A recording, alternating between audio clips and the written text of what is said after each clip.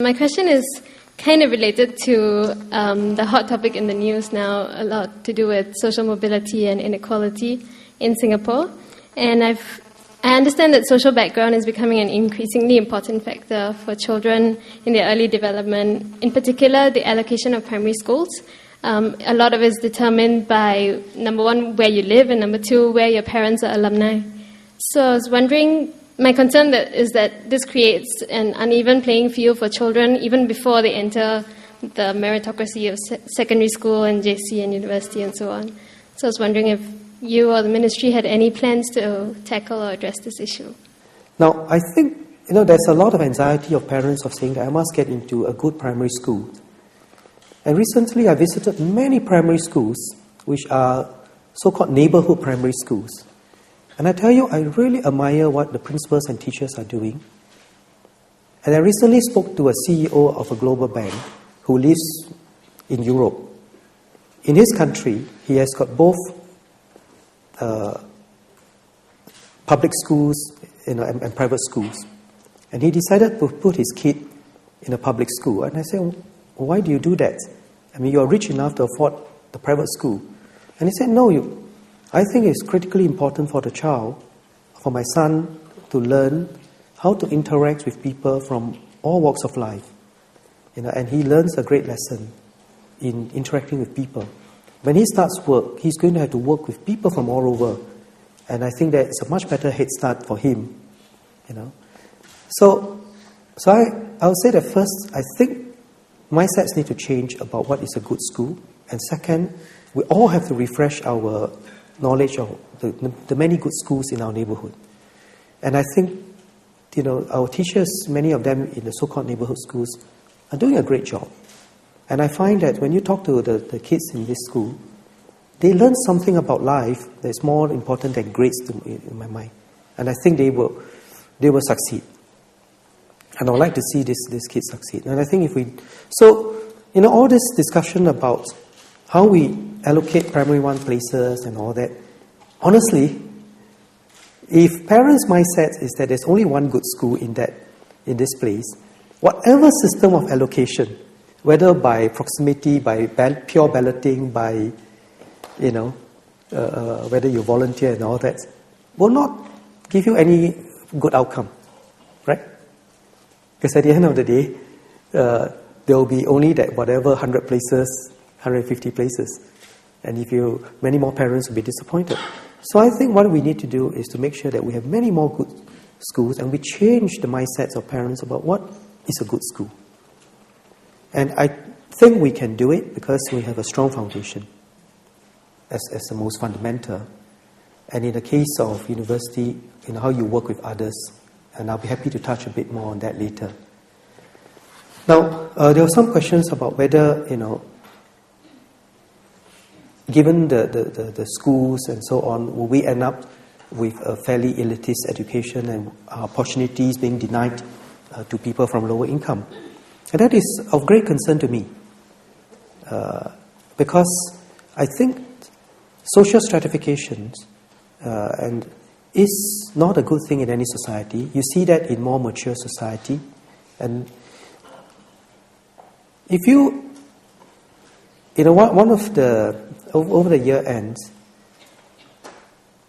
I read this interesting book by Will Durant on the lessons of history.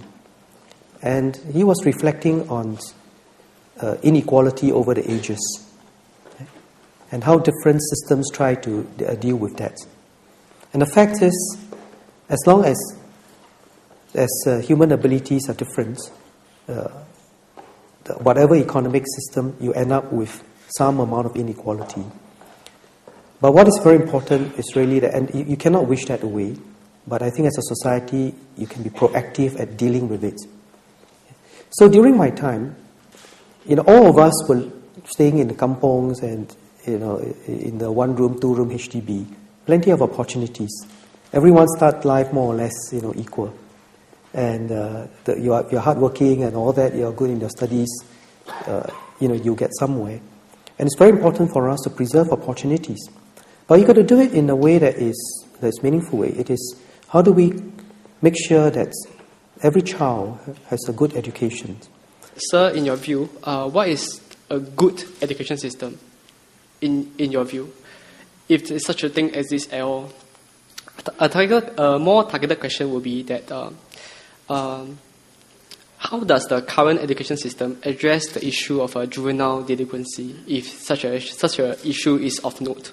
That many of you have. Let me start first with what I think our education system should achieve, and then I move on to university education and the university landscape. I think first we must recognize that everyone is different. Right? We all have different aspirations, interests, abilities.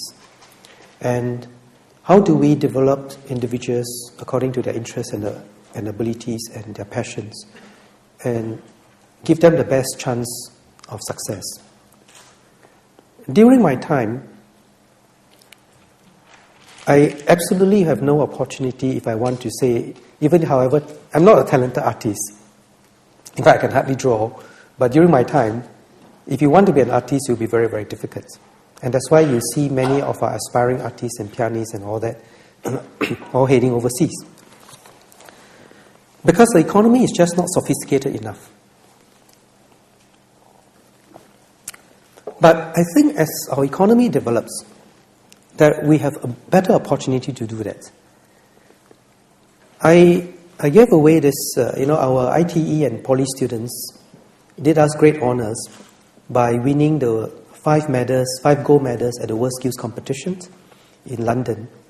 And with 5 gold medals, we basically topped the list above, France, Germany, Switzerland, and so on and so forth. All Finland, all the countries that have a longer history of skills, of apprenticeship, and so on.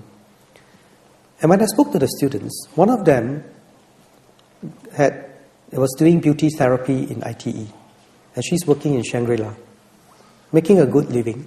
And I asked her, what would you want to do? And she said, she's considering whether she'll go and do a degree. In fact, she has been offered a degree in beauty therapy. I met a young man who did hairstyling. And I don't know where you all go for your haircut. I'm told that the most expensive salon in Singapore is called J Salon, and they charged hundreds of dollars for a hairdo. And this young man was interning at J Salon. And I said, what do you want to do in a few years? And they said, I want to start my own salon. And looking at his work and looking at his passion, I think he will make it. And I'll be very happy to see a young man succeed.